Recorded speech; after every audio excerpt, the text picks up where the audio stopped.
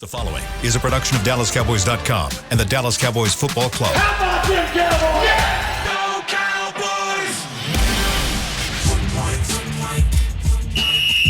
Let's go, baby! Are you ready for a break? Yes. Are you ready for a break? Absolutely. Ready for a break?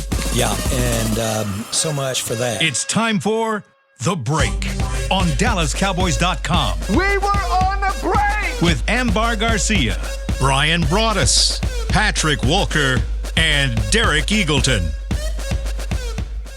It is Monday, September 11th, 2023, season 19, episode number 28. Welcome to the latest edition of The Break. We're live from SWBC Mortgage Studios at the Star, and today we are talking about an absolute beatdown. Cowboys go into New York on Sunday Night Football, beat the Giants 40-0. Probably in all the time that I've been with the Cowboys, probably the most dominating victory I've ever seen the Cowboys have. Minnesota last year was pretty close, but just the way they did it last night was, I think, one of the most dominating performances I've ever seen from this team. So let's start there. What I'd love from you guys is just your big picture takeaway from that game. There was so much that happened. What will you remember most about that game, and what does it mean for you, I guess, going forward? Let's start with you, Patrick. The defense is special. It's off to a special start. And all they need to do is, like Michael Parsons said after the game, it just needs to be consistent, and they need to perform like this week in, week out, all the way through January, hopefully into the beginning of February. But what we saw last night against the New York Giants, on the visitors' field, I mean, that was greater than great. That was, in fact, special. From Michael Parsons setting the tone early with that sack on Daniel Jones, you had the New York Giants moving the ball on the first offensive drive of their contest. But and they were aided by a penalty, the 15-yard penalty. Brian, you talked about doing away with those nonsensical penalties. It almost bit them in the face, but they mounted up, they held firm, and then that gave the special teams a chance to be just that special with the block punt by Wanye Thomas, who in the course of 5 snaps, look at the block punt on that offensive drive that was stopped. He stopped Saquon Barkley by filling that gap. Then he had a big PBU on Darren Waller, a target to Waller. Wanye stepped up huge. Marquise Bell stepped up huge. And these young guys stepped up and matched the headliners, DeMarcus Lawrence, Michael Parsons, also Diggy Zua, Jaron Kearse. I mean, every single guy on that defense made a play, even the guys who came in on the back end of the fourth quarter to close out and keep it a shutout. So biggest takeaway for me is that, the offense, it looked okay, and it had its moments, and it struggled a little bit to get going at first, but special teams and defense basically owned the day. So again, we're using that word special. That's what I want to see from this Cowboys defense, because this is what I think they can be. Well, I think this game, what it meant to me, or not that I needed something extra, but I think my love for Dan Quinn has been extra solidified, and there's no going back. I absolutely freaking love the guy. And something else, and I know, Patrick, you posted a video, and we always stand there when the players are coming off the field. Yeah. And this is just, it didn't happen just this game. This is something that Dan Quinn does. He hangs by the door, the entrance of the locker room, waits for every player, not just the guys on defense. He hugs, high fives, congratulates, or just a pat on the back to every single player that comes by. And you love to see that. So going back to last week in one of the shows, remember when we were talking about what player is the most important on defense, and some of us, aside from Micah Parsons and all that, this is the perfect example. You don't have that type of defense without Dan Quinn. You don't have a collective group of guys perform the way that they did without the right coaching, which is Dan Quinn. So credit to him. And it's just super, super exciting to see this being the beginning of this season, and knowing that typically when you get this going, like, the hype starts going, and guys, as competitive as they are, they want to keep performing in that level. And it's really, really cool just to see everybody getting a piece of it, and it just not being all about Micah Parsons. And to be fair, we saw that Nick was showing us that play. Remember when Osa got that sack? Yeah. Mm-hmm. it was really cool to see, because those are the type of opportunities that Micah Parsons just being on the field creates, which was they put him in the interior and he was double teamed, protecting him or blocking him, and then that gave the opportunity for Osa to get around, go after the quarterback and sack. So it's just everything that they're building and just giving opportunities to everybody on defense is really amazing. This defense carried over what they did at training camp to the field for week one of this game. We saw the opportunities in Oxnard of how they attack this Cowboys offense working against each other. We saw with Micah Parsons. We saw with Osa Odighizuwa. Where I was really impressed with the Cowboys last night was their ability to play on the Giants' side of the line of scrimmage. The Giants played on their heels the entire night, and that was something that you want to do. They took the fight really to this Giant offense. As Patrick was talking about, the first drive was a little bit shaky with the quarterback runs, the ability, the Giants were getting a little bit of traction. But what happens? Micah Parsons gets on a 3rd and 2, gets an illegal motion penalty. Now it's 3rd and 7. Now you get a bad snap. Now you get a blocked field goal. Now momentum is swung your way. You know, what you're saying about Dan Quinn is so true, and all the coaches, I think, on the defensive staff, especially at what we saw in the game last night. Everybody that dressed had a role in the way they played last night. They figured out ways to use Bell in that role of Overshown, to play as a linebacker. You know, Wanye Thomas playing down in the role of maybe what we're going to see from Wilson. You know, guys like that. This is what this staff does. And, you know, when they can take their players and then use them against you, that's the kind of results you're going to get on a week in and week out basis. They completely choked the run. They completely took the run out of the game. They made the Giants very one-dimensional. All week long we talked about how poor the Giants were at certain spots of their offensive line. The Cowboys exposed them for their problems that they were going to have, and probably problems that they're going to have throughout this season. And Derek, here's what I would add to that. And when I say the word special, I mean, I'm not, this is not hyperbole. This is absolutely ridiculous how elite the Cowboys were last night defensively. 7 sacks on Daniel Jones, 3 takeaways. They had a pick 6. They did all of this. They constantly had the Giants playing on their heels. They dominated at the line of scrimmage. They dominated with the linebacker core. They dominated at the corner. Stephon Gilmore gets his interception, his first interception as a Cowboy. Trayvon Diggs forces 2 takeaways. Then from the safety unit, they contribute as well. Marquise Bell, Wanye Thomas, Jaron Curse, Malik Hooker. And I talked to Malik Hooker. He definitely wants that potential interception back. He told me he would get that in the next game. So, I mean, when you talk about all of the things that occurred at MetLife Stadium, and then as I'm walking down to the locker room, it strikes me. Donovan Wilson wasn't in this game. No. Jordan Lewis wasn't in this game. So you mean to tell me they did this to a division rival who we talked about all week is not a pushover. You did this to a division rival, and you're without 2 impact playmakers on defense. Special, special, special. And now, again, we've seen it. I want to see more. More. Give me more. Yeah, I think that's the key for me. I'm not going to have anybody try to move the goalpost on me today. Right. The New York Giants are a good football team. Correct. And I know the Cowboys beat them down, and there will be some people start to say, well, are they really a good football? No, they're a good football team. This is a playoff team from last year. Actually won a playoff game last year. Nobody suspected that last year, but coming into this year, the expectation is this is a good, solid NFL football team, not the kind of team that should be beat 40-0 at home in a season opener. The Dallas Cowboys did that. Yep. So you got to give the Cowboys credit for winning against a solid team and just dismantling a very, very solid NFL team. Let's dive a little deeper into that defense. You mentioned some of those numbers, but when you start thinking about the scope of these numbers, I saw a post earlier today from The Athletic. Check this out. No team has ever, 1, lost 40-0 or worse, 2, lost the sack battle 7-0 or worse, 3, lost the turnover battle 3-0 or worse. 4, had a blocked field goal returned for a touchdown. And 5, threw a pick 6. Here's the interesting thing. No team in NFL East history has ever had that happen to them in a season. Last night it happened to the Cowboys did it to the Giants in a game. That's the kind of stuff where when you start talking about a special defense, Yes. that's the kind of thing special defenses do. Now, All it's I'm only one hearing game. is you asking me my finger size.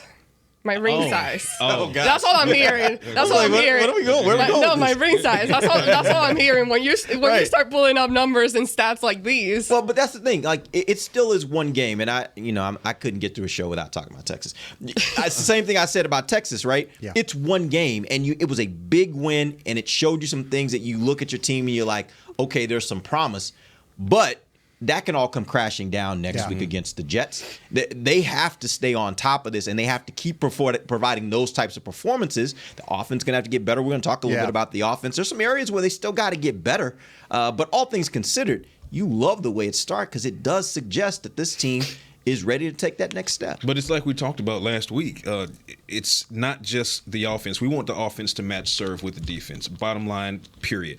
But we also want the defense. You asked me directly, how can this defense take the next step? One of the things I said was defensive touchdowns. Put some points on the board. Become an offensive, a part of the offense, a de facto part of the offense. That's what we saw last night. So when you're talking about going against teams like Aaron Rodgers and the Jets, or the Philadelphia Eagles and Jalen Hurts down the road, if the defense can continue to take the ball away, and they've already shown that they can the past 2 seasons. So this is not an anomaly. We can depend on that, and we expect that to continue to occur. What we need to see is them putting points on the board. So they've done that in week 1. Yes, there are still 16 more regular season games, plus hopefully the ones in January, plus hopefully the one in February. So there's still a lot of football to be played, but we've seen enough evidence from this defense to be able to sit back confidently and say, well, now that we've seen it, we can rightfully expect it, and we don't expect a dip. There will be a bad game. There'll be a bad game or two because this is football, and you're playing other professional athletes and other head coaches. They get paid too. But this is the standard. This is the standard, and that's what should excite Cowboys fans. All right, so let's dive in a little deeper. Talk to me about that first drive, because if you want to look at anything in the game and say, man, that kind of worried me, I think we all, as we were watching that first drive by the Giants occur, we were thinking, oh gosh, the run defense was supposed to be a little better. Yeah. And it was not in parts of that drive. What did you guys see? Well, what happened is the Giants did a really good job of getting into blocks, and Dallas was trying to be aggressive and getting up the field. When you watch the game and the way it was played, I had a chance to watch it this morning, and you saw that the Giants, they were actually able to get leverage in a lot of situations there where they were able to get inside, hands inside. After that first drive, it totally went away from them as far as the way that they were able to block. But the Giants did a good job of getting movement on your front. You were going to, the plan was to try and get up the field and be aggressive. And as you got up the field, then that also kind of puts you in bad positions with having to deal with the quarterback runs. But they did a pretty good job of getting down blocks or double team blocks and then getting up on your linebackers. Your guys were fighting blocks that way. The Giants were able to there were runs of 5 yards, 8 yards, 7 yards. The quarterback runs, we talked about that as a potential problem as well. And so, once they kind of figured out that, okay, we got to play with a little bit more discipline. We got to play with a little bit more pad level. We've got to play with a little bit more of getting off those blocks. Things kind of turned around for them. They did a much better job after that drive of making sure that the Giants weren't able to get inside on them and get that push and get second level blocks. But it was a concern that the Giants were you kind of felt like that. Okay, this is going to be one of those games where all of a sudden Daniel Jones keeps running, and then that you can't stop him from running the football. That's the one thing. I just thought about you when that first drive was absolutely. I was happening. about to you tweet came you to actually mind. Absolutely. Brian said this, this is going to be a problem. The thing that to me, Saquon Barkley is an outstanding back, and he's a physical back, and you got to get bodies to him. Daniel Jones is the guy that can kill you on those third down situations running the football. That's the thing you have to. He drops back, you lose contain, because all of a sudden you get blocked down inside, and now he's out the door for a 6, 7, 8 yard gain, and he's getting a first down. But they settled down. But the Giants did a really good job of coming off the ball that first drive. The game to me really flipped after that aborted snap. That's when all of a sudden it's like, okay, Dan Quinn and the staff were able to make some adjustments there in the second half and say, okay, this is the way we need to play these guys now. Or not the second half, but the second drive. in that game, because the Giants did a good job of coming off the ball and then making things happen up front for them that allowed them to have some positive plays in that first drive. And then the Cowboys basically off of that botched snap, Yeah. the Cowboys then double dipped in the demoralization by blocking Graham Gano, because Graham Gano, he didn't recover from that. He missed a field goal later in the game Yeah. that you thought that he would have. So he finished 0-2. Well, you got to give Bones Fossil a lot of credit, Right, because that's my point. Because Bredesen, the tackle on that side, they figured out, and I bet you they watched Bredesen in maybe some regular season stuff that he had involved maybe last year, or some stuff that he had done in the preseason, because they knew that they could stretch him. And what happened was, when he's the right tackle, he went forward, and his base was so wide that it put a natural seam between him and the wing. And they probably saw that during the week and all their preparation, that, okay, if we can jump this gap, and we'll find out today. Coordinators talk. He'll probably talk. Maybe he doesn't want to give up his secrets. But you could clearly see that Bredesen is off balance. His base is too wide. There's a gap. And Wanye Thomas is like, I'm going to take this opportunity to jump through that gap. And then he was clean all the way through. So just, again, good game planning, understanding who the opponent is, and taking advantage of the opponent and the weakness that they have at certain spots. And we'd really be remiss if we didn't give roses to Noah Igbenogany in his Cowboys debut. And speaking with Noah going into the game, he talked about some of his mental struggles in his time with the Dolphins, and he quote unquote prayed for change, and maybe the trade to the Cowboys was his prayer being answered, and he's looking for a fresh start. Well, he's Johnny on the spot after Wanye makes that block, and there you go. You got a first non-offensive touchdown for the Cowboys. So shouts out to Noah Igbenogany for showing up big in his Cowboys debut. For making that trade. And the Cowboys and staff for making that trade. And there were some that were asking, here come the strays. There were some that were asking if, does Kelvin Joseph make that play? We don't know. We'll never know. He didn't make it when he was here.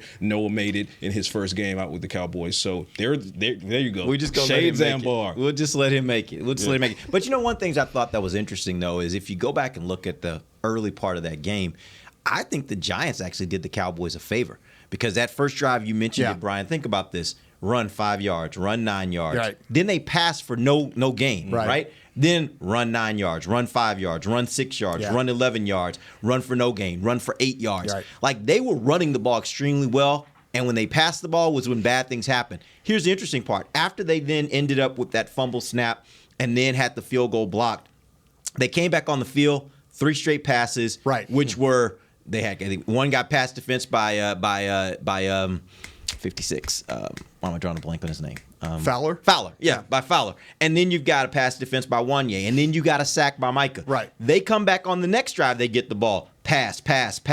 They were doing the Cowboys' work for them. They went away from the run. Right. They went away from the run, even though it was working. And it created this opportunity where basically they were digging themselves an even deeper hole.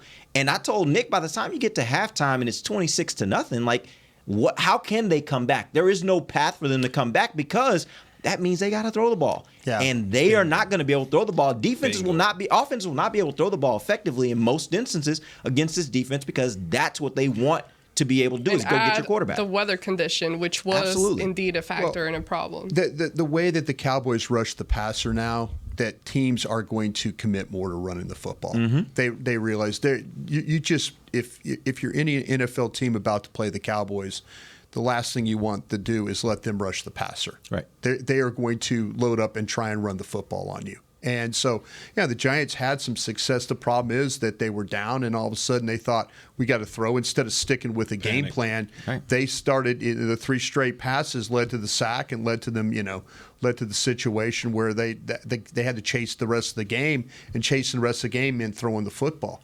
The teams, I don't feel like, are going to let the Cowboys, they're going to try and run the football. They're not going to, even if they're down, they're going to still try and run the football, because the last thing you want to do is be wearing Parsons around your neck, be wearing Osa around your neck, be wearing all these defenders that have you got a whole list now. Yeah, that's what I'm saying. Guys. No, that's the thing about it is you when you throw the ball against the Cowboys, you're playing to their strength. Yeah. Running the football now will be the way to try and neutralize any. There's probably going to be some ugly games going forward, because teams are not going to let you, they're going to wear you down by trying to run the ball.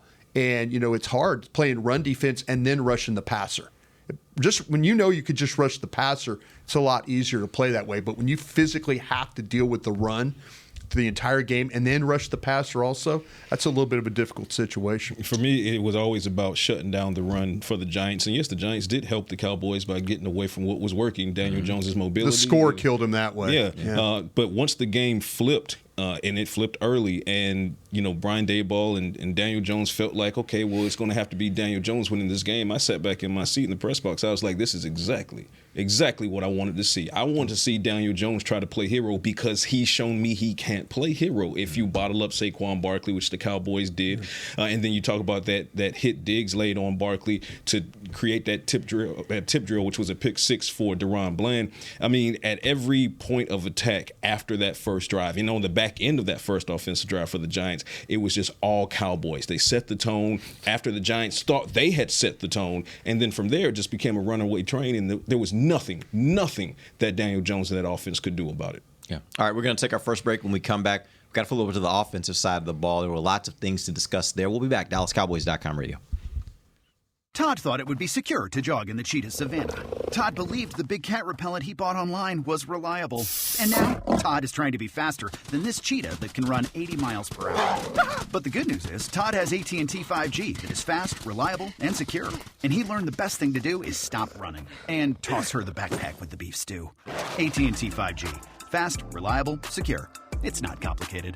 5G requires compatible plan and device. 5G may not be available in your area. See att.com/5G for you for details. Cowboys fans, after that move, we've just coined the term Rowdy Replay. Let's roll back the tape. Okay, there's our mascot Rowdy cheering on the boys. And now he's on his phone, on his Bank of America mobile banking app? Staying on top of his finances with his virtual financial assistant, Erica. Bank of America's digital tools are so impressive. Cowboys fans just can't stop banking. Learn more at bankofamerica.com/can't stop banking. Erica is only available in the English language. You must download the latest version of the mobile banking app, only available on select mobile devices. Message and data rates may apply. Member FDIC. Welcome back into Dear Doctor, the show where I answer life's questions with an ice-cold can of Dr. Pepper. Sheila, let's hear from our next caller, would you?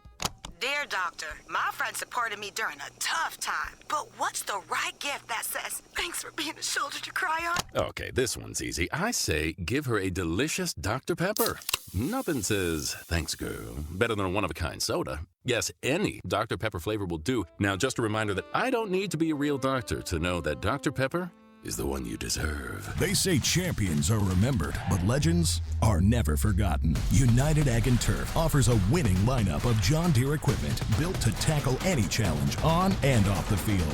Legendary John Deere tractors, combines, residential mowers, commercial mowers, compact construction equipment, Gator utility vehicles, and a full line of golf and sports turf equipment. United Ag and Turf, the official Ag and Turf equipment supplier of the Dallas Cowboys. Visit UnitedAgAndTurf.com to find a location near you. Back to the break. Rally Days presented by SeatGeek give NFL fans an experience of a lifetime. The day prior to the Dallas Cowboys home games on September 16th, enjoy activities at Miller Lite House. Get behind-the-scenes tour of AT&T Stadium and more. Visit attstadium.com/Rally Days for more information and to get your tickets today. Welcome back. Second segment of the break. We are live from the SWBC Mortgage Studios at the Star, and this segment is brought to you by blockchain.com. All right, let's get back into Cowboys versus Giants. Cowboys win 40-0, kick off the NFL season. Delicious. Let's talk about the offensive side of the ball. Let's start first with Mike McCarthy and the play calling. This was the first game we got to see him as a Cowboy coach calling the offensive plays. Tell me what you saw that kind of piqued your interest or that you had a problem with maybe in how the plays were designed or how he called them. Creativity was the first thing I noticed with some. I love the fact they got in trips formation, the big play, the 49-yard pass with the double picks. It perfectly. Scheme him open. That's what the whole idea is. What we saw with Mike McCarthy and this offensive staff was how do you find ways to get separation between these receivers and give Dak Prescott the best opportunity to make some throws. Great example right there. The drive that they had where they used the unbalanced line down on the goal line where they brought Tyron Smith over. Those are little creativity, little wrinkles, little things that you can do to kind of put the defense in some bad spots. I felt like that Mike did a pretty good job of calling plays. Didn't have a problem with what he was trying to do. Maybe Dak got let down a couple of times on some execution. The ball that there's the third down pass that Ferguson should have caught. That's a play that he makes 9 out of 10 times. He just dropped that one. The pass that they had up the seam that the tight end dropped as well. It should have been with Hendershot should have been a touchdown right there. So there was a couple of just opportunities that they missed on that they loved that probably have had back. But I liked what I saw with the creativity. I liked how quickly they were playing with a little pace. It wasn't a hurry up attack, but you kind of felt like they weren't rushed in this game. The weather I think had a lot to do with how some of the stuff worked out, but overall, though, you have to be pretty pleased with the way that Mike and Dak were able to kind of the communication, able to get the plays in and get them executed. And I'm right there with Brian. I'm impressed with what I saw from McCarthy. I think my biggest qualms would just simply be in the realm of execution.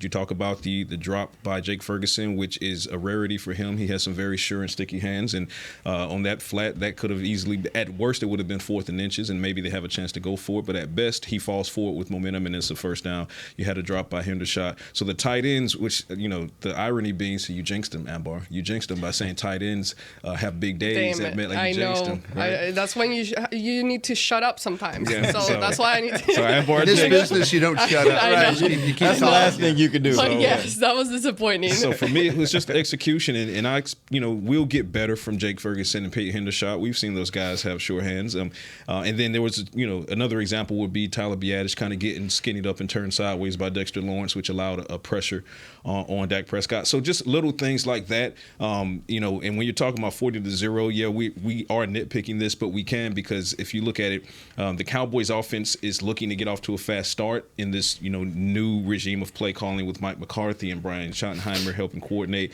And I mean, it was solid, because it didn't have to be explosive. No. So that allowed McCarthy to kind of not have to go too deeply in the bag. So the bag is deep, I believe, but he didn't have to go too deeply into it. We saw versatility in both play calling and how things were schemed up. My favorite play, and shouts out to Tony Pollard for, his first game as lead back, 2 rushing touchdowns. He was impactful in the passing game as well. But it is that trips left, CeeDee Lamb. Yeah. 49 yards, catch and run. That I believe is a flash of what we're going to see when the Cowboys offense is starting to fire on all cylinders. Yeah. The 4th down play was nice too. The one that went inside to Cooks, the way they kind of they caught the Giants playing off, which I don't understand on 4th and short while you're playing back. But the Giants had a lot of those kind of plays where you're kind of scratching your head. I want to say this though about the tight ends. I know we're talking about them dropping the ball, but the blocking though on the 25-yard run that Pollard had, you had Hendershot and Schoonmaker at that point of attack, and they just completely wiped out the right side there to allow Pollard to run through that hole right there. So, those are the kinds of things. There's some things, and we finally saw them use Turpin. Well, Turpin and Hunter Lipke too as a blocker. Yeah. We hadn't seen it all really preseason where Hunter Lipke was a blocker, and he got an opportunity not only as a fullback but also some inline stuff as well. So again, some creativity there. The execution part of it, I think, was everything that I know I had kind of an issue with. Yeah, I think they were. I saw a lot of setting up things for future, right? Yeah. You saw, if you noticed, there were a lot of times yesterday when Dak would hand the ball off and he'd sprint. He'd sprint out of the backfield, just giving the defense something else on tape for them to look at to say, hey, we might want to account for that guy who keeps running out of the screen, right? Those are things that are setting up for future weeks. Lepke is another one. Yeah. There's something they're going to do with him. They're bringing him in. They're integrating him in as a lead blocker. There will be opportunities to use him as a guy either that runs the ball or maybe dips out into the flat and you got a nice little pass out there. There are things I saw yesterday that give me reason to believe this offense has so much more and so many more ways that they can evolve over the season, which is what you need in an NFL season. You got to be able to evolve as an offense as it goes along. Yeah. Just a couple of things from me. One, I was going to talk about Kevonta Turpin. We've seen it last year, how many times they've tried to incorporate him into the offense, and it never was really productive in any way. It was forced, and it never really scared anybody, any defenses. But this time around, it was really cool to see him get still get that opportunity and be involved and get that touchdown. Another thing, the O-line. I thought they did a really nice job despite not having Tyler Smith. Shouts out to Chuma Edoga, yes. He shut us up a little bit too. That's what we needed to see from him. Yeah. That's exactly what we needed to see from him. So it gives you that sense of comfort, quote unquote, that okay, this isn't as bad as we thought it could be, and he held up pretty nicely. I thought Dak had a lot of times, at times, no sacks. Yes, and however, I will say this: I wasn't super impressed overall. I'll defer from you guys. I wasn't super. The spark was missing, but you got to take into account the weather. Mike McCarthy talked about the field being soft, and that obviously affects this the game. But also, I took this as I'm not freaking out or anything because I know the talent that they do have. And like you guys talked about, you see those moments where you're like, okay, that's going to be good. Yep. That's good. They're putting that on film and all that. But also, I took this kind of like a preseason game for the offense and just them being out there, getting that time of being together. They haven't done that. We know that. And it's a little different for offense versus defense, not getting playing time during the preseason. So I'm not, I know I've seen on Twitter fans kind of being really concerned and freaking out this early on. I would say, take it from me, the main alarm ringer Sounder, or whatever. Yeah. I go, nuts with certain things and exaggerate, but there are a lot of things to be positive about, and this offense can be really, really special. They didn't need to be in this game, but I think it's not always going to rely on the defense. They'll be able to put their part. There was a lot of concern for Edoga because I mean, let's be honest, and I think we have about him. He you go back and watch him, and I studied him this morning in the game. He played well. Did he play great? No. Did he play well? Yes. Was he off balance some? Yes. Was he fighting throughout the whole game? Yes, he was. He looked much better playing in a small space than he did playing tackle. And if you were evaluating him as the way he played against not only Micah Parsons but others during training camp, there was not a lot to go on there. I mean, I'm happy for him that he played, that he wasn't a liability in this game. That's where I was worried about. They did a good job on the inside three of the Giants in this game. They really did. Other than Lawrence the one time getting Biotish turned. They really did a good job on the inside three. That Zach Martin, Biotish, and Edoga. And so to me, I'm not playing Edoga anywhere other than guard. I saw what was going on at tackle. I'm not going that route anymore. If you want to say he's a guard, let's go for it. Yeah. So, good for him and good for the way he played. But, having Tyler Smith back will help this team. Yep. Will absolutely help this team. And I can say, tip of the cap to Edoga for how he played. It wasn't pretty, but it was good enough to get the job done. They didn't need him to play at a high level, but he played at a good level. That he did, and there still has to be a lot said about the usage, the utilization of Kevontae Turpin. I mean, what did he have? Six. So he had 5 touches on 6 targets. 3 targets, 2 catches, 3 runs. And then 3 of his runs, he averaged 4.7 per carry. That was only 0.03 less than Tony Pollard, the lead back. And he got one of the touchdowns. So Kevontae Turpin is clearly going to be a part of this Cowboys offense going forward. And that should terrify opposing defenses because guess what? The Cowboys haven't even mixed in Deuce Vaughn just yet. So Deuce Vaughn was getting some reps on the back end of the game when it was well out of hand. But the fact that Kevontae Turpin can now come in and not only be that return guy, but also be that change of pace guy out of the backfield, slot receiver at times, left end to a touchdown. I mean, creativity is just endless in this offense now. Don't know how rare it is, but I know it's I have to assume it's extremely rare that you can have a 40-point win and you get to the third segment of the show and you haven't mentioned the quarterback, Dak Prescott. But we're going to take a break, and when we come back, we're going to do just that. We're going to talk about Dak Prescott and what we saw from him yesterday in that 40-point win. We'll be back. DallasCowboys.com radio. Todd thought it would be secure to jog in the cheetah savanna. Todd believed the big cat repellent he bought online was reliable. And now, Todd is trying to be faster than this cheetah that can run 80 miles per hour. But the good news is, Todd has AT&T 5G that is fast, reliable, and secure.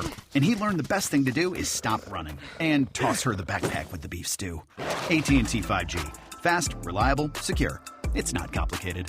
5G requires compatible plan and device. 5G may not be available in your area. See att.com/5G for you for details. Don't put off getting your oil changed, Dallas. Take 5 Oil Change, a proud partner of the Cowboys, is faster than you think. There's no appointment needed and no waiting room. Yep, you heard that correctly. Take 5 is so fast, you don't even have to get out of your car. You can take advantage of Take 5's fast, friendly, and simple service at any of their locations across the Dallas area. And remember, at Take 5, you stay in your car because they're faster than you think. Take 5, the official oil change of the Dallas Cowboys. It's the official men's skincare brand of the Dallas Cowboys, Jack Black. And right now, Cowboys fans can get 15% off their $75 order. Plus, because every deal needs a playmaker, your order will include a free 5-piece skincare set and free shipping. The Jack Black Playmaker is 4 of Jack's favorites and a full-sized intense therapy lip balm. Make a play for the Playmaker at getjackblack.com/Cowboys with the code COWBOYSVIP. That's getjackblack.com/Cowboys with the code COWBOYSVIP. They say champions are remembered, but legends are never forgotten. United Ag and Turf offers a winning lineup of John Deere equipment built to tackle any challenge on and off the field. Legendary John Deere tractors, combines, residential mowers, commercial mowers, compact construction equipment, Gator utility vehicles, and a full line of golf and sports turf equipment. United Ag and Turf, the official Ag and Turf equipment supplier of the Dallas Cowboys. Visit UnitedAgAndTurf.com to find a location near you. Back to the break. Got that. Check out the latest and greatest addition to the tours at AT&T Stadium at the Star in Frisco. Meet Jerry Jones, an interactive experience. Get a peek behind the curtain into the fascinating life of Jerry Jones. With a focus on innovative fan experience in partnership with AT&T, this interactive technology gives tour goers the opportunity to ask Mr. Jones a variety of questions. For more information and to book your tour, visit DallasCowboys.com/tours. Welcome back. Final segment of the break, live from the SWBC Mortgage Studios at the Star. It's time to talk a little Dakota Rain. Yesterday, Mr. Dak Prescott went 13 of 24, 54% completion rate, 143 yards, no interceptions, no touchdowns, but his team came away with a 40-0 victory. What were your thoughts on his performance? I mean, any stat and box score watchers will look at his stat line and say, oh, that was pedestrian. Well, a couple of things here. Number one, he and the offense didn't need to explode. They just needed to continue to manage the game, not do too much, because then you get into situations where you might start letting the other team get back into the game. McCarthy, Dak, the Cowboys learned that lesson from Aaron Rodgers and the Green Bay Packers, Jacksonville Jaguars, and Trevor Lawrence. But what I did see from Dak Prescott was that, you know, he did well in keeping the game where it needed to be, keeping the Cowboys offense moving once they got going. But bigger than anything was he made the plays he needed to make when those plays needed to be made. We talked in the last segment about that trips left formation, big play, 49-yard gainer to CeeDee Lamb. That was a big one. Talk about the Dak to Cooks on the 5-yard gain on 4th and 3 to convert on the Giants' 38-yard line, and which then led to more points for the Cowboys. So when you start talking about Dak Prescott's performance against the Giants, don't just look at the box score. You need to go back and look at the plays that he made when they needed to be made to keep the chains moving, which then keeps the defense on the sideline so that they can be rested when they come back in to make more plays. I think the environment could very well have led to interceptions. You know, the climate, the rain, that could have led to that. So my point will be quick here. I am glad that he was able to not make those mistakes, because we would be here once again talking about Dak. Oh, you know, the world's waiting for the first interception. Exactly. That's my point. So I thought, despite of everything that we talked about earlier on, them needing to pick it up a little more, they didn't need to. I thought he protected the ball well and did what he needed to do. So I'm excited to see what happens next week in a game where I think they'll need a little more spark. But Ryan. This offense, it didn't have to be great. Mm-hmm. and it surely wasn't great. And you're talking about the quarterback. He didn't do anything to cost you the game. The game was the best drive of the game was the drive that started the second half. Yeah. That was it. I challenged, and I know on 105.3 on our halftime show, I challenged the Cowboys. I said, come out in the second half, take the ball, and go get points. Go get 7. Go make me feel better about what's going on here offensively. And they did just that. It started off the pass to Gallup for 10 yards. Then you get the Pollard run. You get Turpin gets a run. You get the pass for 9 yards from Prescott to Lamb. Pollard again with the 25-yard run. We talked about the blocking at the point of attack. Rico Dowdle gets in there for 4 yards. Dak misses a Hinder shot, though, down the deep left. It very well could have been a big play right there. But there's where you're starting to see play after play after play. You're seeing rhythm to the offense. You're seeing Dak mix up the run pass. Him and McCarthy are on the same page. It was a really, really pretty drive. It was the best drive they had during the game, in a game where the offense didn't have to be great. But I needed to see that. And Ambar's talking about maybe some of the preseason rust and things like that. They practiced a lot against this defense. I felt like that was a good tune-up for them. But that was the drive that I needed to see, because that's how they're capable of playing football. The rest of that stuff you need to evaluate. You need to see, well, how was the blocking? Was the routes good enough? Where was the quarterback's eyes? Was he throwing? They didn't turn over the ball. That's the number one thing right there. In a bad condition game, they didn't do anything to put their defense in harm's way. But they needed that drive to start the second half.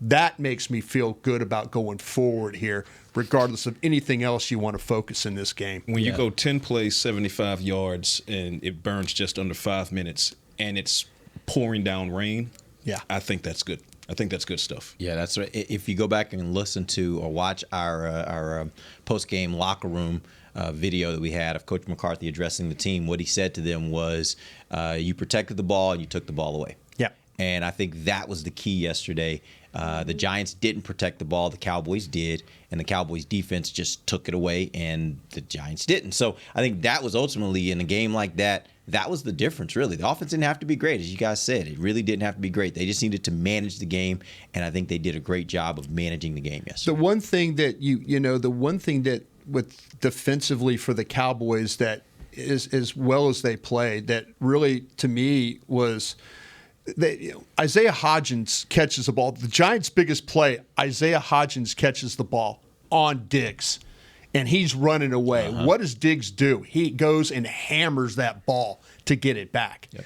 That's what you're going to have. If you're going to give up a huge chunk play, you make sure that you go and try and make amends for that. So, we're all kind of, oh, what a great play by Diggs. That was a great play.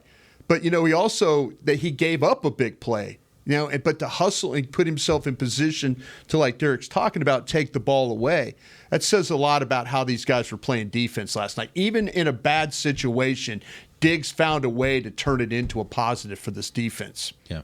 I even look at the fact that, and me and Nick were talking about this on the plane ride back, really the weather to me, for both offenses, was a challenge. The difference was Cowboys held on to the ball. Like, there were situations where they just, like the Giants offense just got lit up, and they didn't hold on to the ball in situations where the Cowboys did. The weather was bad, and it affected both offenses. Neither offense was going to do great things last night. Pollard had a fumble.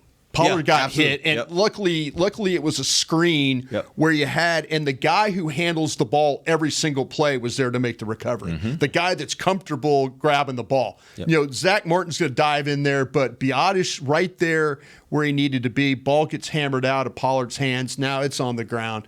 But the Cowboys did a great job. That's what I'm saying. When the ball's on the ground for you, you've got to find a way to go get it. Yep. How many times have we seen guys standing around and the ball's on the ground, and the next thing you know, the other team's on it. Very good awareness by Biotish to get on that ball. All right, that's a wrap for us. What we're going to do is tomorrow. Really quickly, we got to do this. We got to give Brandon Aubrey some roses.